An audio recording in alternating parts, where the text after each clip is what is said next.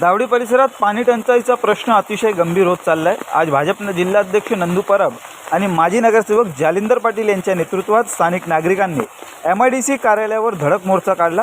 गेल्या अनेक दिवसांपासून दावडीमध्ये अनियमित व अपुरा पाणी पुरवठा होत असल्याने दावडीतील नागरिक त्रस्त झाले आहेत। याबाबत भाजपच्या पदाधिकाऱ्यांनी MIDCचे कार्यकारी अभियंता SP आवाड यांची भेट घेत त्यांना जाब विचारला।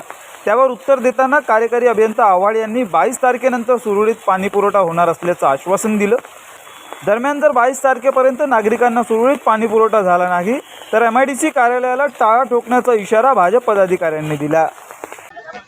आज संपूर्ण दावडी गोलोली प्रसाद सर्व लोक आपण पाहिलीत।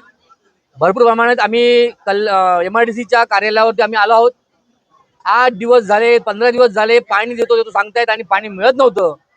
आज आम्हाला त्यांनी असं आश्वासन दिलेलं आहे की उद्यापासून आम्ही जो दावडीचा इथं प्रेशरचा पॉईंट आहे तो प्रेशर पाणी वाढणार आहोत आणि जे गोलोलीच्या इथे जो पाईपलाईन जॉईन करायची जॉईन करून आम्ही शुक्रवारपर्यंत 22 तारखेपर्यंत आम्ही सर्व 22 तारखेनंतर MIDCच्या सर्व अधिकारी सांगितलं की आम्ही 22 तारखेनंतर दावडी आणि गोलोली परिसरात पुरेशा प्रमाणात पाणी येणार।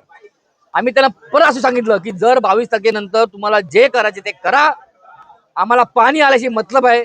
जर 22 तारखेला पाणी आलं नाही तर या MIDCच्या गेटला टाळ ठोकून रस्ता रोको आंदोलन करणार। याच्या अगोदर आमचे नंदू परब जिल्हाध्यक्ष यांच्या अध्यक्षतेखाली आम्ही एक पत्र दिलं होतं तेव्हा उपोषणाचं, आणि त्यावेळेला आम्हाला यांनी लेखी उत्तर दिलं तर आम्ही या पाण्याचा प्रश्न 8 दिवसात सोडू।